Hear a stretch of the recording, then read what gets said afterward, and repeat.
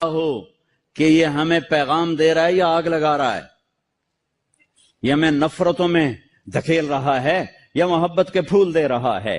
اور اپنے نبی کی زندگی پڑھو، اپنے نبی کی زندگی پڑھو۔ میں کسی فرقے کا ترجمان نہیں ہوں، میں اسلام کا ترجمان ہوں، میں اسلام کا ترجمان ہوں۔ یہ بھڑکتی آگ ہے جس نے سارے خرمن کو جلا دیا ہے۔ میں اکیلا کہاں تک بولوں اور کیا کیا بولوں، لیکن میرے سامنے ایک واقعہ ہے کہ جب ابراہیم علیہ السلام کی آگ بھڑکائی گئی تو گرگٹ کرلا، وڈا کرلا، اس نے آ کے پھونکیں ماری، پھونکیں، اور نامرادہ تیری پھونکا نال کڑی، لیکن ایسی نحوست اس کے لیے مقدر میں آئی کہ میرے نبی نے فرمایا جہاں گرگٹ ملے اسے قتل کیا جائے۔ گرگٹ زیادہ تر افریقہ میں بہت ہے، ہمارے جنگلوں میں ہوتا ہے، شہروں میں نہیں۔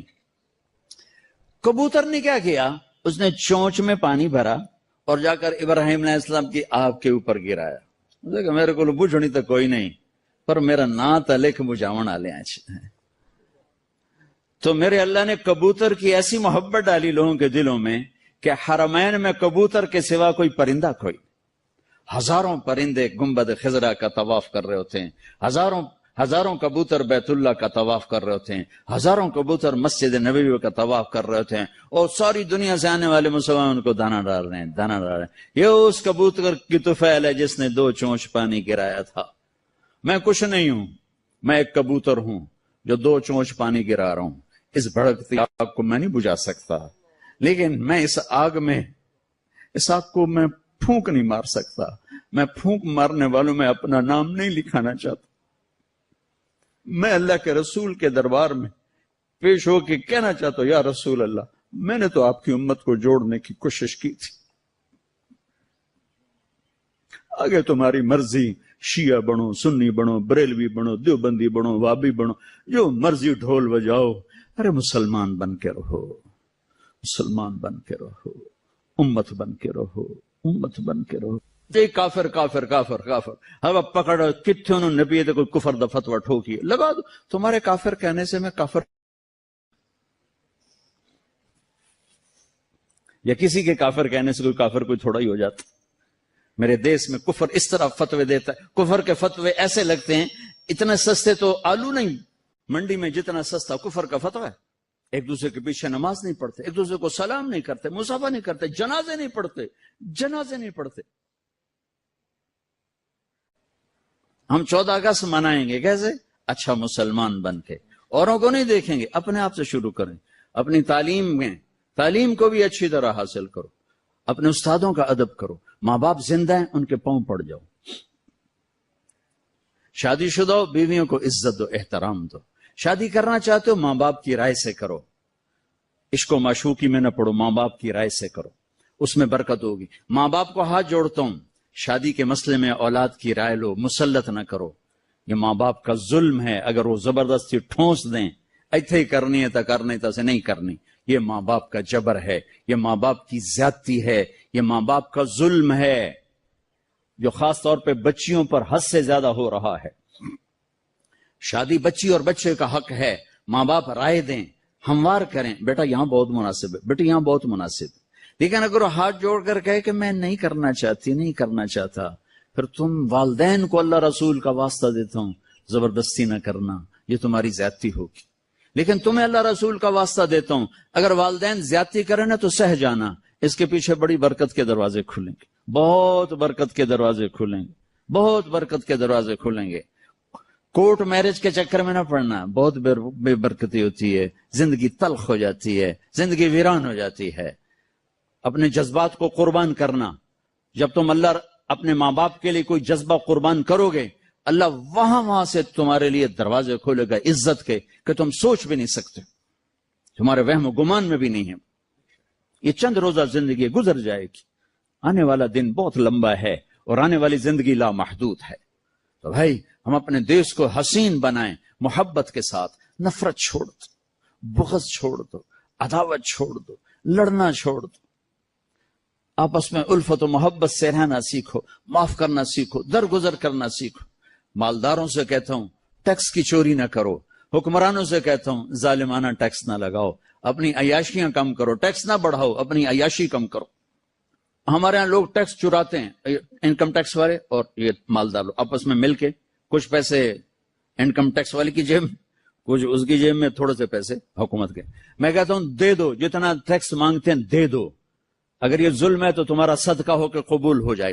چوری نہ کرو، کہ جھوٹ سے جان بچانا تو جائز ہے، مال بچانا کہتے ہوں کہ میں مفتی نہیں ہوں، لیکن میرا ضمیر کہتا ہے کہ پیسہ بچانے کے لیے جھوٹ نہیں بولنا چاہیے، خاص طور پر جب حکومت کے خزانے میں جا رہا ہو، آگے حکومت اس کو عیاشی میں اڑا دے یا تمہارے کام میں لگا دے، لیکن یہ چوری نہ کرنا، پیسے کے لیے جھوٹ نہ بولنا، جان بچانے کے لیے ٹھیک ہے آدمی جھوٹ بول سکتا ہے، لیکن مال کے لیے جھوٹ بولے بھی 4 پیسے اور بچا لوں، یہ نہ کرو۔ اور حکمرانوں سے کہتا ہوں کہ ایسے ظالمانہ ٹیکس نہ لگاؤ کہ تمہاری ایک ایک دن کے عیاشیوں پر ہزاروں خاندان پل سکتے ہیں، مقروض خاندان کے عیاش حکمران۔ عمر رضی اللہ تعالیٰ عنہ کے زمانے میں قحط آیا، گوشت کھانا چھوڑ دیا، جب تک قحط دور نہیں ہوا بوٹی کو ہاتھ نہیں لگایا کہ کیا میری ساری رعایا گوشت کھا سکتی، جب تک قحط دور نہیں ہوا۔ میں نہیں کہتا تم عمر بن جاؤ گے، چونکہ ہم جیسے عوام، جیسی راجا جیسی پرجا ویسا راجا، جیسے ہم ویسے ہمارے حکمران۔ مامون رشید سے کسی نے کہا تو ایڈا وڈا بڑا من ہے بادشاہ، میں نہیں عمر کیڈا وڈا بادشاہ تھے، کیڈا زبردست خلیفہ گزریا ہے۔ وہ بڑا سمجھدار تھا، کہنے لگا عمر کے عوام تھے ابو ہریرہ اور میرے عوام ہو تم، اگر میں بن گیا نا عمر تو تم تو مجھے پاگل سمجھ کے باہر نکال دو گے، پہلے تسی ابو ہریرہ بنو پھر میں عمر بن جانا، ہن تسی تو رو میں بدماش تے میں آکھو میں عمر بن جا۔ ہمارے سارے تاجر جھوٹے ہوں، سارا بازار جھوٹ پر ہو، خیانت پر ہو، اور حکمران وہ کیسے آ جائیں گے دیانت پر؟ تو میں سارے طبقات سے کہتا ہوں کہ آؤ بھائی ہم دیس بنائیں، اپنی ذات سے شروع کریں، اپنی ذات سے، تو انشاءاللہ یہ پھلے گا پھولے گا، اللہ کو منظور ہوگا، ہم اپنی زندگی میں دیکھ لیں گے، نہیں منظور ہوا تو اللہ قبروں میں دکھا دے۔ نیت کرتے ہو سارے بھائی؟ سارے نیت کرتے ہو نا؟ اور آخر میں ایک بات سب سے کہتا ہوں کہ تم سب ہمارے بچے اولاد ہو، آؤ یہاں سے توبہ کر کے اٹھیں، انشاءاللہ دعا قبول ہوگی۔ آپ سارے توبہ کی نیت کر لو، ٹھیک ہے؟ کرتے ہو توبہ؟ کہو میرے ساتھ یا اللہ میری توبہ، پھر کہو یا اللہ میری توبہ، پھر کہو یا اللہ میری توبہ۔ ماشاءاللہ، اب مبارک ہو، آپ کے کبیرہ گناہ معاف ہو گئے، آئندہ کوئی کرو گے تو پوچھا جائے گا۔ قرۃ اعین وجعلنا للمتقین اماما ربنا لا تؤاخذنا ان نسینا او اخطأنا ربنا ولا تحمل علينا اصرا كما حملته على الذين من قبلنا ربنا ولا تحملنا ما لا طاقة لنا به واعف عنا واغفر لنا وارحمنا انت مولانا فانصرنا على القوم الكافرين۔ اے بے عیب اللہ، اے بے عیب ذات اللہ، اے ہر عیب سے پاک اللہ، اور ہر صفت ہر خوبی کے مالک اللہ، ہر حسن تیری صفت، ہر کمال تیری شان، ہر جمال تیری شان، شہنشاہی تیری، ملک تیرا، طاقت تیری، قدرت تیری، حیمنت تیری۔ ہم یہ تیرے عیبدار بندے، گناہگار بندے بندیاں، یا اللہ اپنے گناہوں کے ڈھیر لے کر، اپنی ندامتوں کے آنسو لے کر سب نے مل کر تیری بارگاہ میں ہاتھ اٹھائیں، یا اللہ ہمیں معاف فرما دے، یا اللہ ہمیں معاف فرما دے، یا اللہ ہمیں معاف فرما دے۔ اے میرے مالک، تو نے سمجھایا ہم کوئی نہ سمجھے، تو نے روکا ہم کوئی نہ رکے، تو بلاتا رہا ہم نے پلٹ کے نہ دیکھا۔ آج تیرے در پر اپنی نوجوان نسل کو لے کر ہم آئے ہیں، اللہ یہ ہمارا سرمایہ ہیں، یہ ہماری دولت ہیں، یہ ہمارا دھن ہیں، یہ ضائع ہو گئے اللہ ہم بھی ضائع ہو جائیں گے، یہ بن گئے تو یا اللہ ہم بھی بن جائیں گے۔ اے میرے مالک، لیکن بنانا بھی تیرا کام ہے، سدھارنا بھی تیرا کام ہے۔ ہماری اس نسل کو خوبصورت نسل بنا دے، ہماری اس نسل کو اعلیٰ ترین نسل بنا دے، ہماری اس نسل کے دلوں میں تو بس جا یا اللہ۔ اس دل کو جو گناہوں سے بھرا ہوا ہے پاک کر کے اپنی محبت کا عرش بنا دے، اپنی معرفت کا عرش بنا دے، اپنے حبیب کی محبت سے بھر دے، اپنی محبت سے بھر دے۔ اے میرے مالک، موت تیزی سے قریب آ رہی ہے، وہ دنیا تیزی سے دور جا رہی ہے. یا اللہ ہم ایسا غافل دے کے نہیں مرنا چاہتے جو تیری محبت میں نہ دھڑکتا ہو نہ تڑپتا ہو. ہم ایسی آنکھ لے کر نہیں مرنا چاہتے جسے تیری یاد میں نہ رونا آتا ہو نہ آنسو بہانے آتے ہوں. ایسی آنکھ لے کر نہیں تیرے پاس آنا چاہتے جو تیرے حبیب کی یاد میں نہ آنسو بہائے، نہ وہ دل ایسا چاہتے ہیں جو تیرے نبی کی یاد میں غمگین نہ ہو. یا اللہ اپنے لیے رونے والی آنکھ دے دے، اپنے حبیب کی محبت میں رونے والی آنکھ دے دے، اور اپنی یاد میں تڑپنے والا دل دے دے. اپنے حبیب کی محبت سے آباد دل دے دے. ہمارے سینوں کو ایمان کے نور سے روشن فرما دے. یا اللہ ہماری اس نسل کو روشن فرما دے. یا اللہ تو نے ہمیں یہ ٹکڑا دیا تھا کہ تیرا نام زندہ ہو، تیرے احکام زندہ ہوں، ماں کو عزت ملے، باپ کو احترام ملے، بیٹی کی چادر یا اللہ کوئی اتارنے والا نہ ہو. لیکن میرے مولا یہ سارا دیس آج ظلم و ستم کی چکی میں ہے. یا اللہ نہ میرا یہودیوں سے گلہ ہے، نہ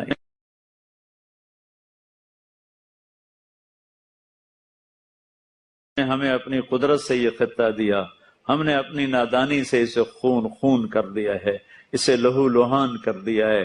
ہماری بیٹیوں کی عزتیں محفوظ نہیں، ماں باپ کی کا احترام محفوظ نہیں، بازار ہمارے بددیانتی کے اڈے بن گئے. یا اللہ عدالتیں ہماری ظلم و ستم کے اڈے بن گئے. یا اللہ نوجوان نسل ہماری غفلت میں ڈوب گئی. اے میرے مالک یا اللہ تو نے پتھر کے پجاریوں کو رضی اللہ عنہ بنایا تھا، ہماری اس نسل کو، ہمارے اس خطے کو یا اللہ اپنی ہدایت کے نور سے روشن کر دے، اپنے ہدایت کے نور سے روشن کر دے. تو نے اسے اسلام کا قلعہ بنایا ہے، اسے اسلام کا مضبوط ملک بنا دے، پوری امت کو سنبھالنے والا بنا دے، پوری امت کو سنبھالنے والا بنا دے. یا اللہ ہر اٹھنے والی میلی آنکھ کو پھوڑ دے، ہاتھ کو توڑ دے، پاؤں کو کاٹ دے، اسکیموں کو فیل کر دے. یا اللہ جو اس ملک کے اندر رہ کر اس ملک کا برا چاہ رہے ہیں تو انہیں ہدایت دے دے. یا اللہ اگر ان کے مقدر میں ہدایت نہیں ہے تو انہیں عبرت کا نشان بنا دے. اس دیش کو میر جعفر جیسے لوگوں سے پاک کر دے، اس دیش کو میر صادق جیسے لوگوں سے پاک کر دے، اس دیش کو مرزا الہی بخش جیسے لوگوں سے پاک کر دے، اس دیش کو نجف خان جیسے لوگوں سے پاک کر دے، شجاع الدولہ جیسے لوگوں سے پاک کر دے جنہوں نے اپنے پیٹ کے لیے پورے ہندوستان کا سودا کیا. یا اللہ میرے دیش میں بھی یہ سب کچھ ہو رہا ہے، ہم بے بس ہیں، ہم تیری آج منت کرتے ہیں.